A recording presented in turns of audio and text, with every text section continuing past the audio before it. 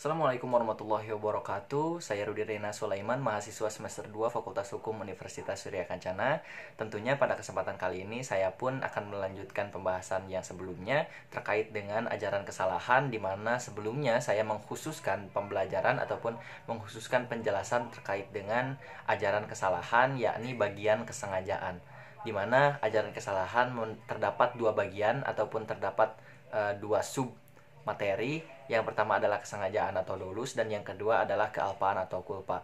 Dan pada kesempatan kali ini tentunya setelah dijelaskan, saya akan mereview ulang terkait dengan penjelasan yang telah disampaikan oleh dosen daripada mata kuliah Ilmu Hukum Pidana, yakni Ibu Profesor Dr. Hajah Heni Nuraini SHMH, dan juga asisten dosen Dr. Muhammad Rendi Aridayandi SHMH, terkait dengan kealpaan atau kulpa. Kealpaan itu yang bahasa yang sering kita gunakan adalah kelalaian.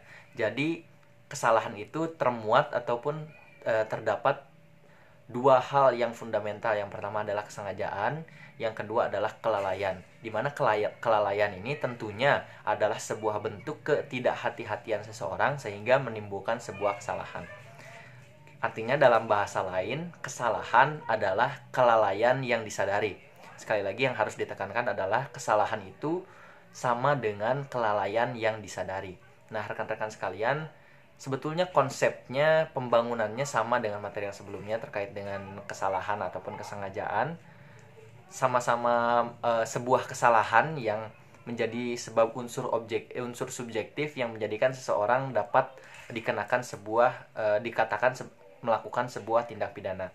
Nah, kealpaan terbagi menjadi dua bagian. Yang pertama ada kealpaan berat, yang kedua ada kealpaan ringan. Kealpaan atau kelalaian berat dapat menimbulkan orang yang meninggal dunia. Jadi ketika seseorang melakukan sebuah kesalahan, melakukan sebuah tindakan, atau tidak melakukan sebuah tindakan yang menyebabkan orang lain dapat meninggal dunia karena dirinya tidak melakukan tindakan atau dirinya melakukan tindakan, maka orang tersebut dikatakan telah melakukan sebuah kelalaian yang berat, sehingga menyebabkan orang yang menjadi korban perbuatannya tersebut meninggal dunia. Kemudian ada kelalaian ringan. Kelalaian ringan ini seperti halnya dia melakukan sebuah tindakan atau dia tidak melakukan sebuah tindakan yang harusnya dia melakukan tindakan tersebut, menyebabkan orang lain mengalami luka-luka, mengalami kerugian dan lain sebagainya, namun tidak sampai menyebabkan kematian. Kemudian rekan-rekan sekalian, dalam hal kelalaian ini saya juga akan membahas terkait dengan orang-orang yang dapat tidak semua orang dapat dimintai pertanggungjawaban secara penuh. Tidak semua orang dapat dimintai pertanggungjawaban secara penuh.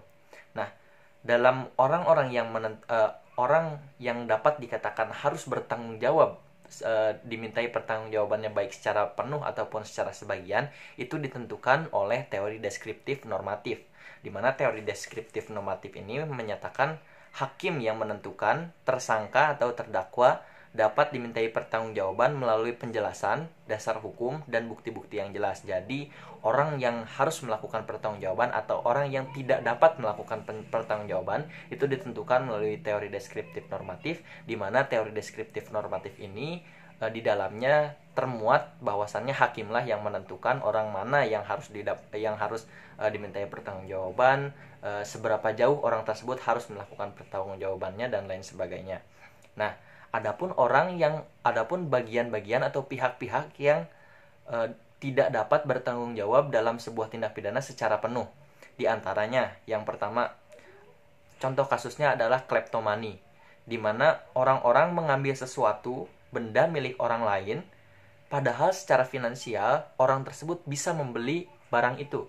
Nah, terkait dengan hal ini, maka para ahli hukum juga dokter-dokter menyatakan bahwasannya orang tersebut berkemungkinan terkena penyakit jiwa, di mana sekali lagi contohnya adalah kasus kleptomani, di mana seseorang mengambil atau mencuri benda milik orang lain, padahal secara finansial dia pun mampu membeli benda tersebut. Contoh, ada orang yang mencuri sendal jepit, padahal secara finansial orang tersebut pun mampu membeli sendal jepit. Maka kasus-kasus seperti itulah yang tidak dapat dimintai pertanggungjawaban secara penuh dalam sebuah tindak pidana. Kasusnya memang mencuri, tapi orang tersebut dianggap memiliki kelainan di mana orang tersebut sebetulnya mampu membeli barang tersebut namun malah mencuri barang tersebut milik orang lain.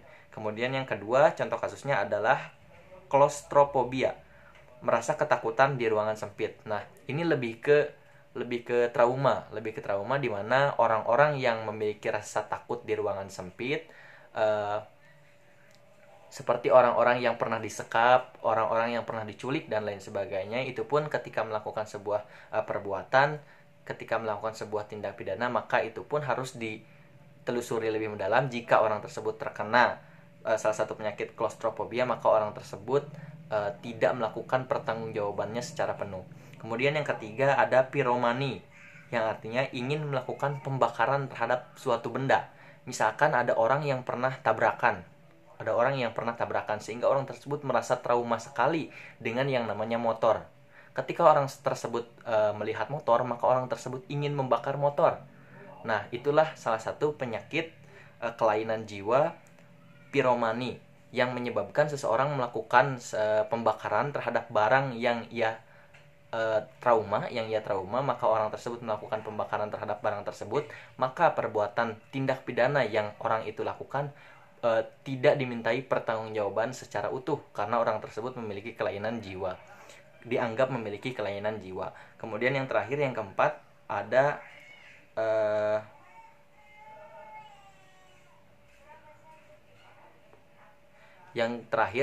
ada minpomani.